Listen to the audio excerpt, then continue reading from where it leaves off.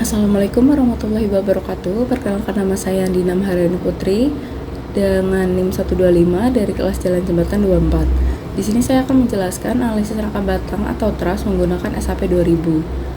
Digunakan untuk memenuhi tugas UTS analisa struktur yang diampu oleh Bapak Musoleh.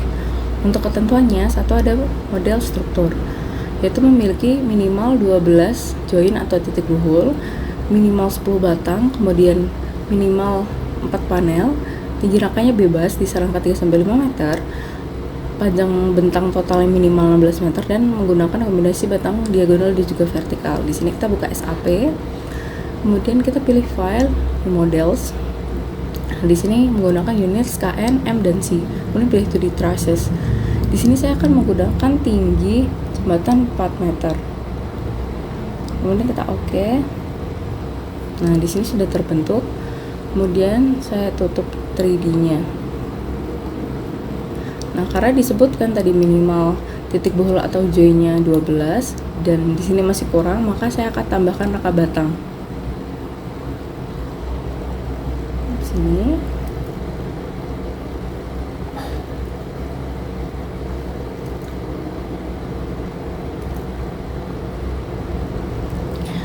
Nah,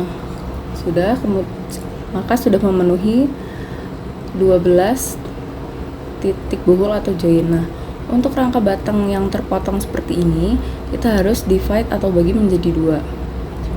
Caranya kita select dulu, lalu kita edit lines, divide frames menjadi 2 seperti ini, dan kita oke. Nah, maka rangka batang sudah terbagi. Kemudian untuk jaraknya, saya akan menggunakan per rangka batangnya ada 3 meter dan tingginya 4 meter. Cara kita define, kemudian koordinat atau grids kita modify. Nah, kita cek apakah sudah memenuhi atau belum. Nah, di sini bisa menggunakan ordinates atau spacing. Nah, di sini saya sudah benar, yaitu 3 ya jaraknya antara A ke B, B ke C 3, dan untuk tingginya ini adalah 4. Kalau sudah sesuai, kita oke. Nah, kita bisa memunculkan nama label titik join dan rangka batangnya. Kita pencet ini, kemudian kita checklist label di frames dan join. Nah, seperti ini. Lalu untuk selanjutnya ada pembebanan. Nah, di sini ada beban terpusat dan beban terdistribusi. Nah, untuk beban terpusat diberikan minimal 5 beban vertikal pada join yang berbeda dan 3 beban horizontal pada salah satu join. Nah, kita masukkan. Nah, sebelum kita memasukkan, kita harus define load patterns-nya dulu. Kita define load patterns. Nah, di sini kan sudah ada dead load. Kemudian kita tambahkan juga live load. Di sini kita tambah live load, ininya 0. Terus kita add new load patterns. Kemudian kita oke.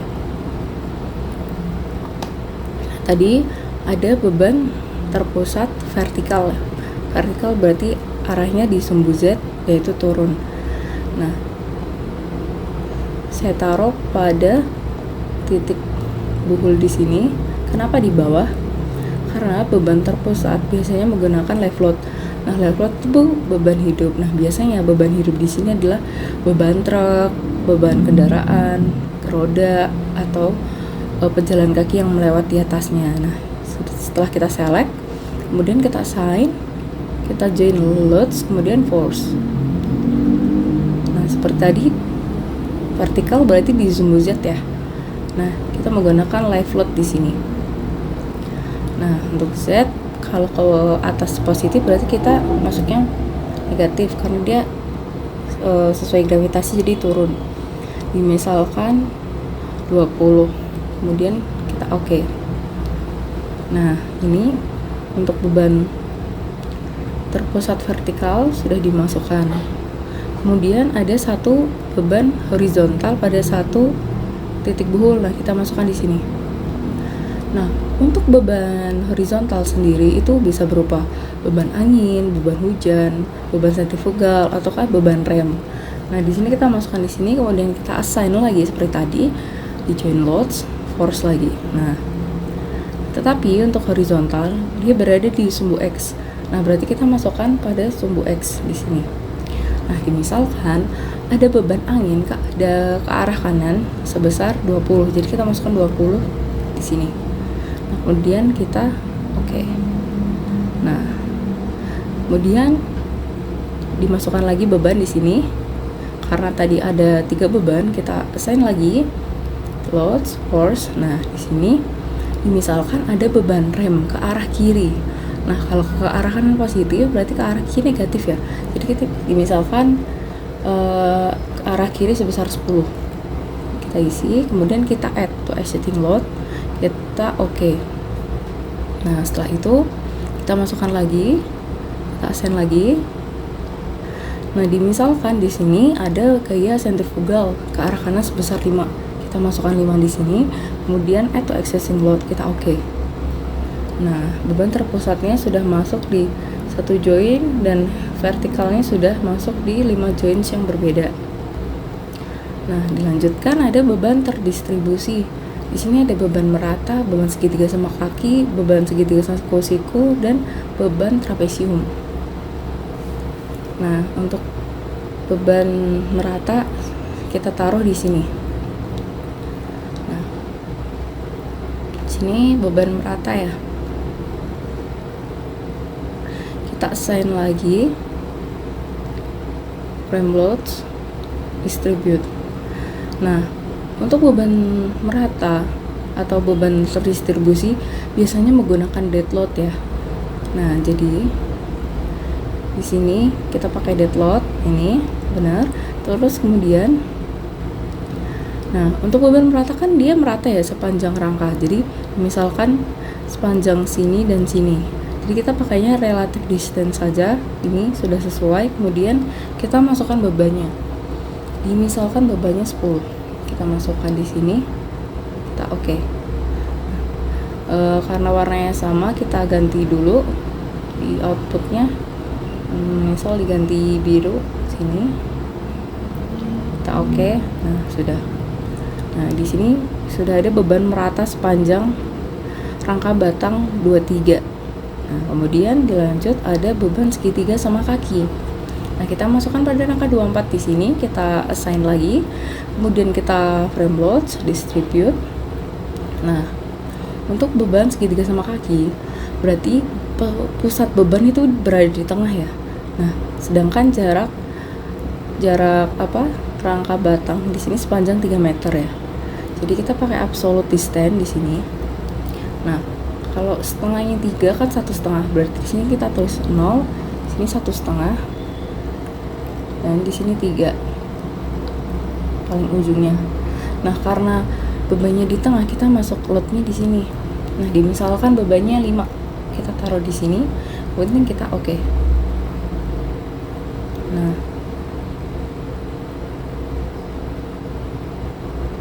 oh sebentar. Ada kesalahan tadi, sepertinya yang beban di sini nah belum dihapus. Kita nolkan dulu, kita replace lagi. Terusnya ini tadi 0. Nah, ini benar. Nah, kemudian dilanjutkan ada beban segitiga siku-siku. Nah, kita masukkan di rangka batang 25 di sini, kita assign frame loads, kemudian distribute. Nah, di sini. Nah, kalau segitiga siku-siku berarti bebannya antara di titik buhul 6 atau titik buhul 11. Nah, kita tetap pakai absolute distance. Kemudian di ini isi 0, di sini 3. Paling ujung saya masukkannya di buhul 11. Kemudian yang ini kita nolkan. Kemudian misalkan bebannya 10, kita masukkan 10. Kemudian di sini kita oke. Nah, di sini terbentuk bebannya. Nah, dan yang terakhir ada beban trapesium. Nah, kita masukkan di rangka batang 26 ini. Kita assign lagi, kemudian kita frame loads, kita distribute. Nah, di sini untuk beban trapesium ya kan berbentuknya seperti rangka ini ya. Jadi seperti dibayangkan seperti ini. Jadi kayak satu rangka ini kan 3 ya, 3 meter ya. Jadi kita bagi dari sini 0, 1, 2, 3. Jadi bebannya dia berada di ini, di 2 sama 3 ya. Nah, jadi sini 0 dan sini 0. Nah, jadi kita masukkannya di sini pakai absolut. Ini di sini 0, ini 1, ini 2, ini 2, ini 3. Nah, bebannya dimasukkannya di sini karena bebannya bakal ada di sini, di tengah-tengah sini. Nah, jadi di sini misalkan kita isi 5 dan di sini juga 5. Nah, kemudian kita oke. Nah, bebannya sudah terbentuk seperti ini. Nah, kita bisa cek lagi nih. Tadi beban terpusat yang sudah kita masukkan di sini self load, kemudian yang tadi kan join ya. Jadi kita pilih join. Nah, karena tadi live load, kita pilih live load. Kemudian kita oke. Nah, beban yang tadi kita sudah masukkan bisa terlihat. Nah, dan untuk yang frame tadi di sini kita akan menggunakan dead load. Nah, ini yang tadi. Kemudian analisis struktur untuk deformasi struktur dan gaya aksial pada setiap batang. Nah, setelah ini kita bisa analyze. Sini kita set load cast to run. Nah, yang modal kita do not run. Kemudian bisa kita run.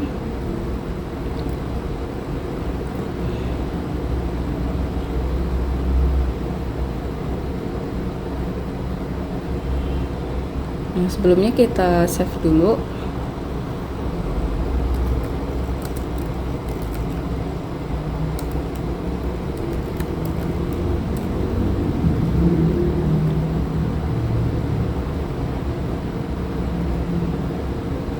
Nah, ini kita melihat deformasi strukturnya dulu ya. Kita bisa lihat di display di sini.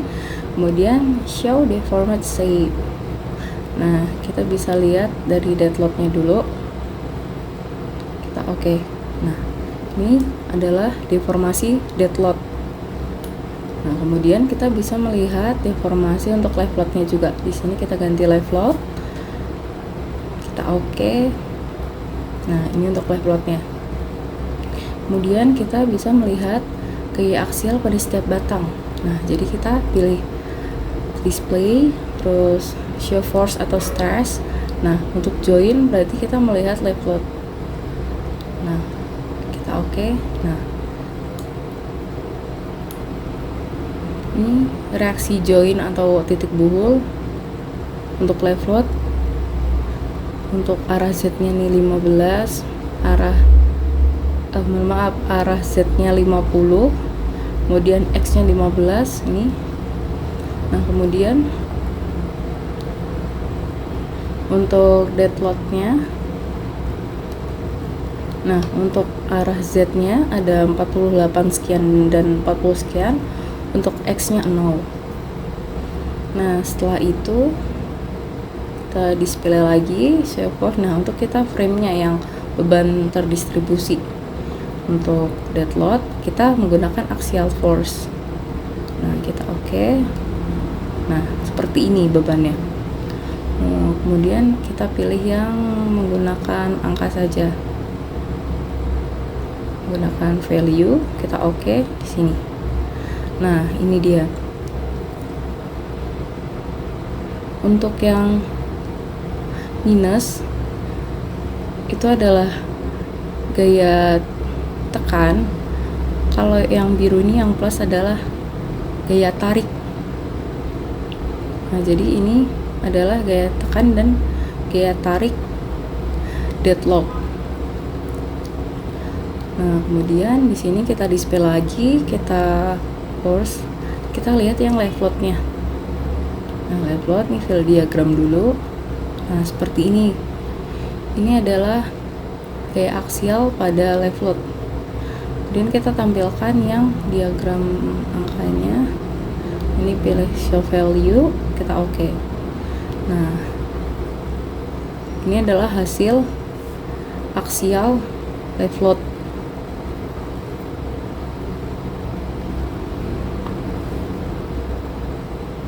Nah, itu tadi juga reaksi tumpuan ya. Ini ada reaksi tumpuannya. Nah, di sini kita juga bisa melihat hasil dari gaya aksial dan reaksi tumpuannya itu. Untuk data-datanya kita bisa lihat di display. Kemudian show tables ini. Nah, kemudian kita bisa pilih di join, ada di reaction, kemudian elements yang frame output, kemudian kita oke. Nah, di sini bisa terlihat hasilnya. Ini untuk yang bar frame satu rangka batang, kemudian ini force-nya yang join. Nah, ini untuk yang titik buhul. Nah, di sini juga ada reaksi join atau titik buhulnya. Nah, hasil ini bisa kita ekspor ke dalam Excel.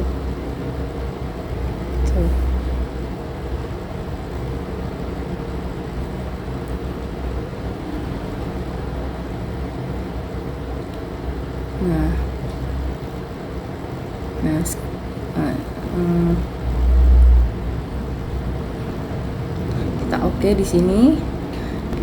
Nah, kita bisa lihat hasil Excelnya di sini. Nah, jadi sekian dari saya.